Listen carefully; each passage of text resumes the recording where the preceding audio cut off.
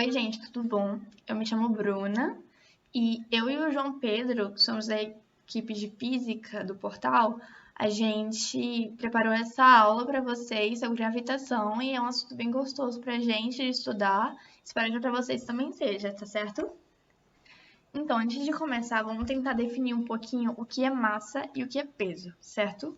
Massa é a quantidade de matéria que existe nas coisas. Então, é a quantidade de matéria que existe em mim, em você, na cadeira, em tudo.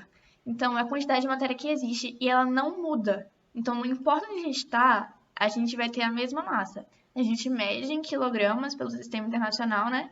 Então, por exemplo, nosso astronauta aqui, ele mede de massa 120 quilogramas. Então, não importa se ele está na Terra ou na Lua, ele está medindo de massa 120 kg. Mas o peso já é diferente. O peso é a massa multiplicada pela constante da gravidade no local. Ou seja, o peso na Terra do astronauta é 1.200 newtons. Mas o peso na Lua do astronauta é de 200 newtons. Porque a constante da gravidade da Terra é diferente da constante da gravidade da Lua. Então, o peso vai variar de lugar para outro, certo? Então, sabendo disso, a gente consegue entender que a gravitação é o estudo das forças de atração entre massas e dos movimentos de corpos submetidos a essas forças. Então, é exatamente isso, tentar explicar essas forças de atração entre os objetos que contêm massa e os movimentos desses corpos. E esse interesse em explicar isso, ele surgiu desde a antiguidade. Os gregos já estavam tentando explicar isso, porque era para responder perguntas de como o Sol se movia, a Terra se movia, o que era, como é que funcionavam as fases da Lua, os eclipses. Então, para tentar explicar isso, eles formularam modelos para tentar descrever e prever. E Platão foi um dos primeiros a desenvolver um modelo. Ele desenvolveu um modelo inteiro sobre o universo, sobre como tudo se move em órbitas circulares com velocidade constante. Porque ele observando as estrelas, observando a Lua, ele chegou a essa conclusão para ele, certo? Então ele foi um dos pioneiros para tentar descobrir como é que o universo funcionava.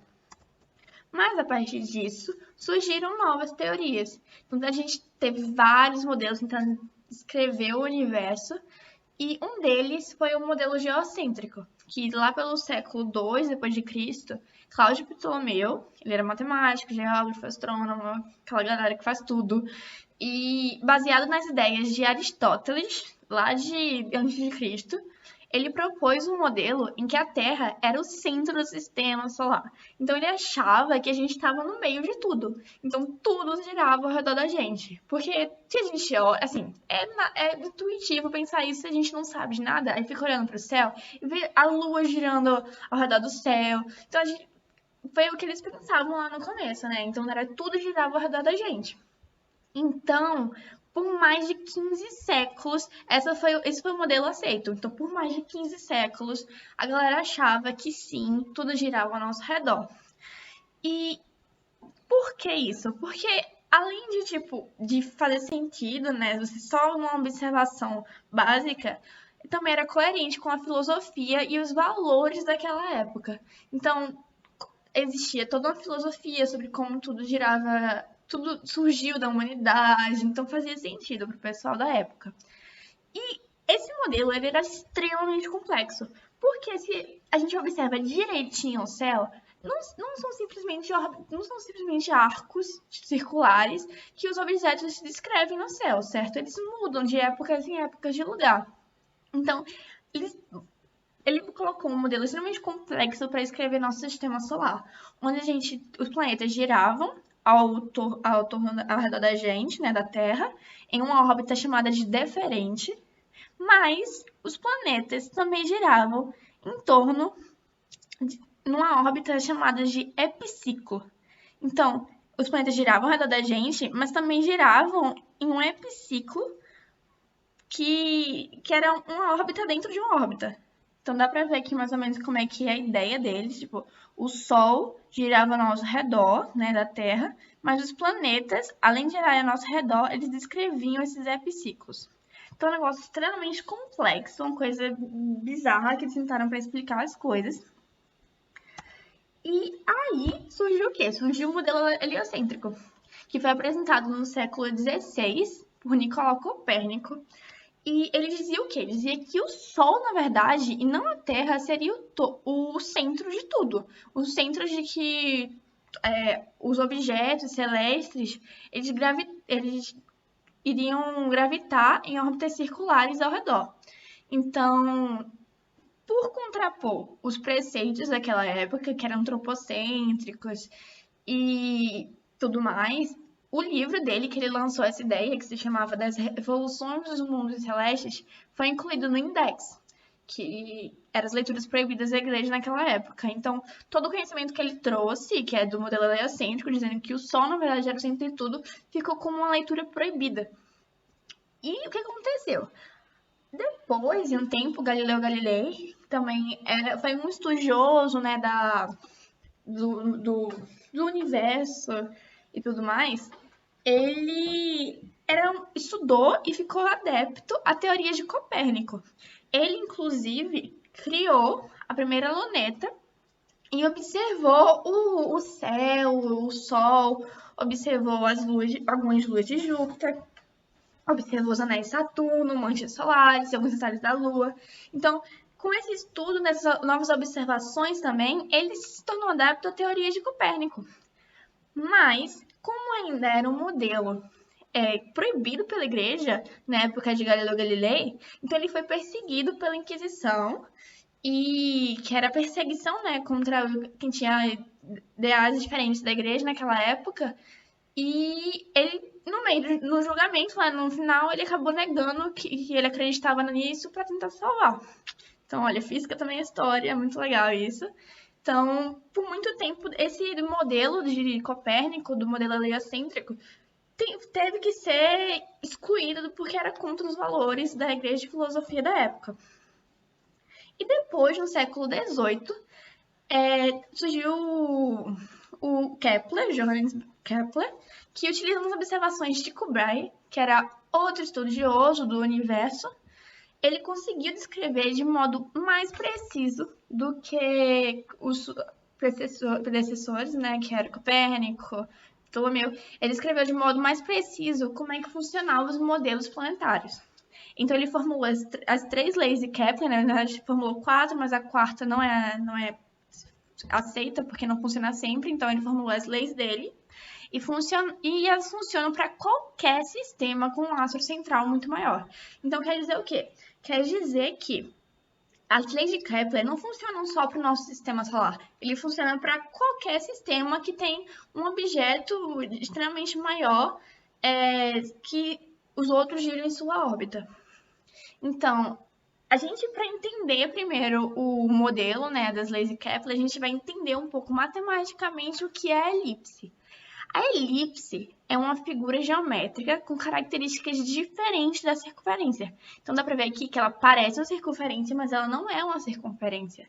Ela é caracterizada por ter o quê? 2 focos, tá vendo? Então, uma circunferência tem o quê? Um centro é isso, mas na verdade o que define a elipse são seus 2 focos, ok? Aí o que acontece? Ela também tem um semi-eixo maior, que é esse eixo aqui, que é A e A, e tem um semi-eixo menor, que é esse aqui, B e B. E uma curiosidade também, né, é que esse semi-eixo maior, a metade dele, né, esse A, ele é conhecido como raio médio, ok? Importante lembrar disso, ele é o raio médio. E ela também é descrita por excentricidade, que todos os objetos, como elipse, circunferência, hipérbole, têm a excentricidade, mas ela é diferente, né, da circunferência. E a mais importante, acho, pra gente, é notar o quê? Que essa distância aqui, a gente tem um ponto da elipse, qualquer ponto. A distância do ponto para um foco e a distância de um ponto para o outro é chamada de D1, D2, né, pra gente, e ele é sempre constante. Então, isso mais isso é sempre igual a não importa onde descontar, isso mais isso.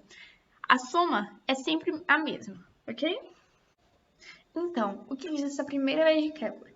Ela diz que cada planeta gira em torno do Sol em uma órbita elíptica, com o Sol ocupando um dos focos dessa órbita. Então, diferente do que a gente pensava, né, antes, Platão, Copérnico, o pessoal todinho, as trajetórias dos planetas não são circulares, e sim elípticas. E o Sol está em um dos focos. Então, dá para ver aqui, né, que a órbita é elíptica e o Sol ocupa um dos focos. O outro está simplesmente lá vagando no meio do espaço. Então, os planetas ocupam essa órbita. E o ponto mais perto do Sol é chamado de periélio, certo? E o ponto mais longe do Sol é chamado de afélio, ok? Então, ele tem um trajeto, tem um espaço mais próximo do Sol, em que o ponto mais próximo é chamado de periélio, e o espaço mais longe, e o ponto mais longe se chama afélio. E para satélites, porque a gente lembra, né, que as leis de Kepler não são aplicáveis apenas para o sistema solar, são aplicáveis para qualquer órbita de um objeto cujo esteja rodando ao redor de um de massa muito maior. Então, para satélites, tipo da Lua, a Lua é um satélite natural, né? Então, o que acontece? A órbita da Lua, ela tem o ponto mais próximo da Terra e o ponto mais longe da Terra. Então, o que para o Sol é periélio, para um satélite se chama perigeu. E o que para o Sol é um afélio, para um satélite se chama apogeu. Certo? E o que é que diz a segunda lei de Kepler? A segunda lei de Kepler diz que o segmento que liga o Sol ao planeta, então esse segmento aqui, tá vendo? Esse que é chamado de raio orbital, varre áreas iguais em tempos iguais. Então é confuso pensar nisso, mas o que é que diz? Que quer dizer que esse segmento aqui, a área que ele está varrendo daqui para cá, ou então que ele varre daqui para cá, é igual à área que ele varre daqui para cá, se o tempo é igual. Então, se daqui para cá ele demora um mês para chegar, e daqui para cá ele demora um mês para chegar, então quer dizer que essa área é igual a essa área, certo? Então, o que isso significa? Que ele tem velocidade, a velocidade é diferente, certo? Dá pra ver aqui nesse GIF que tá vendo? Que quando ele tá mais perto do Sol, a velocidade é mais rápida. Enquanto ele tá mais longe, a velocidade é mais lenta. Tá vendo? Para que isso aconteça, para que essa lei possa ser validada. Diga que com tempos iguais, a área é igual. Então, no periélio tem velocidade máxima e no afélio tem velocidade mínima. E o que também a gente pode observar disso? Que o movimento será uniforme no caso particular de planetas escrevendo órbitas circulares. Já nas elípticas, a velocidade muda. Então, se isso aqui fosse uma circunferência, para esse modelo também ser validado, ele teria que ter uma velocidade constante. Não quer dizer o quê? Por ele ser elíptico, a velocidade muda. Mas se fosse circular, a velocidade seria constante. Outra observação é que do afélio para o periélio, do afélio para o periélio, ele é um movimento acelerado, então a velocidade aumenta. Mas do periélio para o afélio é um movimento retardado, dá para ver, ó, a velocidade diminui, certo? Outra definição é o que a gente chama de velocidade areolar. Essa velocidade areolar, ela é constante. Por quê? Ela não é definida pelo espaço, a diferença, né, de espaço dividido pela diferença do tempo. Não, ela é definida pela área que varre dividido pelo tempo. Então, isso é realmente sempre constante. Então, por exemplo, se ele varre essa área todinha aqui, como é que funciona a área de elipse? A área de elipse é dada por πAB, onde AB são aqueles valores que a gente viu, né? A e B, do semi-eixo maior e do semi-eixo menor. Então, πAB dividido pelo período. O que é o período? É o tempo necessário para completar uma volta completa. Então, essa área todinha, dividido pelo tempo que leva para percorrer isso todinho, é a velocidade areolar, que também é constante. Ou seja, a gente pode descobrir muitas coisas a partir dessa velocidade areolar. Porque a gente consegue descobrir a velocidade daqui para cá, ok?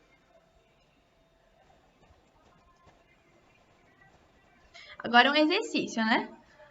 A Terra descreve uma elipse em torno do Sol, cuja área é 6,98 vezes 10 elevado a 22 metros quadrados. Então, essa área aqui total da órbita que a gente faz, que é πb, ele já deu, a gente não precisa calcular. Qual é a área varrida pelo raio que liga a Terra ao Sol desde as 0 horas do dia 1º de abril às 24 horas do dia 30 de maio? Desculpem esse erro aqui. Do mesmo ano. Então, como é que a gente calcula isso? A gente lembra que a velocidade areolar é constante. Então, se a gente descobre a velocidade areolar para um ano inteiro, a gente consegue descobrir a velocidade areolar para esses 2 meses. E, consequentemente, a gente consegue, então, descobrir sua área. Então, a velocidade areolar é a área dividida pelo tempo. Então, é a área. Para 2 meses, a gente tem o quê? 60 dias, certo? Então, é a área que a gente quer, dividido pelo tempo, né, que percorreu, é igual à área total, que ele já deu. Então, essa área todinha aqui, ele já deu, dividido pelo tempo que leva para percorrer essa área todinha, que é um ano, né? Porque a gente demora um ano para ter uma volta ao redor do Sol. Então, 365 dias. Então, fazendo isso, a gente passa 60 para o outro lado, multiplicando. Então, a área que a gente quer é 60 vezes 6,98 vezes 10 elevado a 22, dividido por 365, que é igual a 1,15 vezes 10 elevado a 22. Então, a área que ele percorre em 2 meses é essa área aqui, que foi simples de ser feita porque a velocidade areolar é constante. E o que é que diz a terceira lei de Kepler? A terceira lei de Kepler é a lei dos períodos. O que é que isso quer dizer? Quer dizer que para qualquer planeta do sistema solar é constante o quociente do cubo do raio médio da órbita. Então lembra, né? O raio médio é esse A aqui, certo? Que está no semi-eixo maior. Então, o cubo do raio médio da órbita pelo quadrado do período de revolução ou translação. Então, esse período aqui, que é o tempo que leva para percorrer, né, uma volta inteira em torno do Sol. Então, esse raio médio ao cubo dividido pelo tempo que leva para percorrer uma volta inteira ao quadrado é constante para o sistema solar. Mas, como eu tinha dito antes, as leis de Kepler são aplicáveis não só para o sistema solar, são aplicáveis para qualquer órbita de um objeto que seja centrado, né, por um objeto de massa muito maior. Então, esse KP é conhecida como a constante de Kepler. Então, para o nosso sistema solar, então todos os nossos planetas, né, aqui no sistema solar, giram ao redor do Sol, que é um mesmo objeto de centro de massa muito maior. Então, para esse sistema, a constante de Kepler é a mesma para todos os planetas. Dá para ver aqui, ó, a constante de Kepler é essa aqui. Ela é a mesma, quase, tá vendo? Para Mercúrio, para Vênus, Terra, Marte, Júpiter, Saturno, Urano, é a mesma.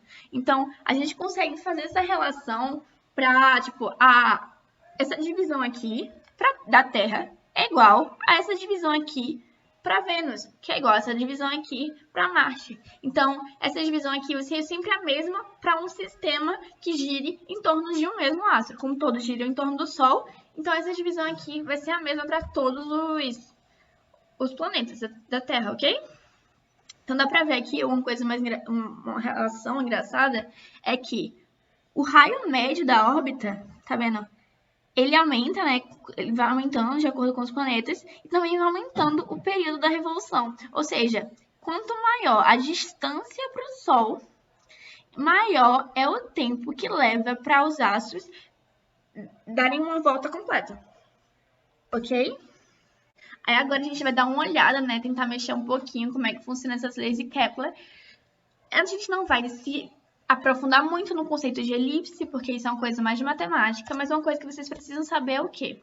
Que a excentricidade, que é basicamente dizer a distância para um centro, né, dos objetos da elipse, sempre tá entre 0 e 1, ok? Tá entre 0 e 1. Então, quanto maior essa excentricidade, mais elíptico ele vai ser, certo? Então, aqui está um objeto, tem um planeta, né, girando ao redor do Sol, de um objeto. E vamos dar uma olhada aqui sobre como é que funciona a primeira lei de Kepler, né? Que ele simplesmente diz que as trajetórias ao redor do Sol são elípticas, porque a gente dá para ver o foco que falta, que está vagando no espaço. E vamos ver agora, dar uma olhada sobre a segunda lei de Kepler, que diz o quê? Que ele varre áreas iguais em tempos iguais. Então, o tempo que esse programa está programado é o mesmo. Então, quando eu boto aqui, ele vai demorar o mesmo tempo que vai ser agora. Então, ele levou o mesmo tempo de vir daqui para cá que levou para vir daqui para cá. Então, significa o quê? Que essa área é igual a essa área, que é igual a essa área. Porque ele está programado para um tempo igual. Tá vendo? Então, essa área é igual a essa, que é igual a essa, que é igual a essa, que é igual a essa. Então, é tudo a mesma área, certo? Tá vendo? Essas áreas aqui são todas iguais umas com as outras. Ok? E aqui, né, a terceira legenda, eu tô mostrando aqui para todos os planetas vai ser o mesmo, né? O período e a divisão, né? Do raio médio ao cubo dividido pelo período ao quadrado. Outra observação é, vocês vão ver pelo gráfico que quando chega mais perto aqui do afélio, a velocidade é menor. E quando vai chegando perto do periélio, essa velocidade é muito maior. Ok? Dá pra ver aqui pelo gráfico. Então, uma coisa importante a gente lembrar é, ok, hoje em dia a gente aceita que existem 8 planetas no Sistema Solar. Então, tem Mercúrio, Vênus, Terra, Marte, Júpiter, Saturno, Urano e Netuno. A gente não tem Plutão porque ele foi rebaixado para um planeta não, né? Então, a gente tem esses 8 planetas, ok? No nosso Sistema Solar, certo? E outras coisas importantes de lembrar é que um ano-luz é uma distância, é uma unidade de distância que ela diz o quê? É a distância que a luz percorre no vácuo em um ano. Então, quer dizer o quê? A distância que leva para a luz percorrer em um ano é essa distância aí. E é porque ela é tão grande, tão grande, tão grande em termos de metros, quilômetros, que melhor para a gente falar um ano-luz do que falar em termos de quilômetros, metros, sabe? Então, sabe aquele negócio, uma curiosidade agora, né? Aquele negócio que a gente fala que a gente vê as estrelas e, na verdade, o que a gente está vendo é o passado. Então, não sei se vocês já ouviram falar disso, mas quando a gente vê as estrelas, a gente está vendo o passado por quê? Essas estrelas estão há tanto tempo, tão longe da gente, que ela tá, tipo, tá 15 anos-luz da gente. Então, quer dizer que essa estrela está tão longe da gente que a luz que a gente está recebendo agora é de 15 anos atrás. Porque demorou esse tempo todinho para essa luz chegar aqui no olho da gente. Então, ela está tão longe, que o que a gente está vendo, na verdade, é de 15 anos atrás. Que aconteceu lá, naquele lugar, há 15 anos atrás. E o que é uma UA? Uma UA é uma unidade astronômica. Uma unidade astronômica é também outro tipo de unidade que a gente coloca para não ter que ficar falando em termos de metros. E é a distância entre o Sol e a Terra. Então, a distância entre o Sol e a Terra é de uma unidade astronômica, que mede cerca de 1,5 vezes 10 elevado a 11 metros. Ok? Outra observação importante é dizer que a Terra apresenta movimentos distintos. Então, esses movimentos são de translação, de rotação, precessão e nutação. Translação é a volta que a Terra dá em torno do Sol. Então, quando a Terra dá uma volta ao redor do Sol, diz que ela completou uma translação, certo? Rotação é a volta que a Terra dá em si mesma. Então, sabe, dia e noite? Então, passou um dia. Então, a Terra completou uma rotação. Precessão, eu admito para vocês que esses dois aqui são novos, assim, até para mim, sabe? Na época que eu estava estudando não tinha isso, não.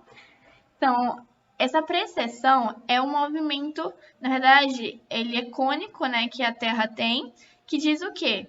que ela gira, na verdade, assim, tá vendo? Tipo um cone, tipo um peão. Um peão, ele quando tá pra cair, ele não fica girando assim, desse jeito aqui, tá vendo? Com o eixo caindo, desse eixo aqui girando assim. Então, essa é a precessão. E enquanto ele tá fazendo esse movimento de precessão, ele também fica girando ao redor de si mesmo, né? Então, esse movimento aqui é o de nutação. É que nem um peão. Então, quer dizer que a Terra se mexe que nem um peão também, certo? Quando ele tá prestes a cair.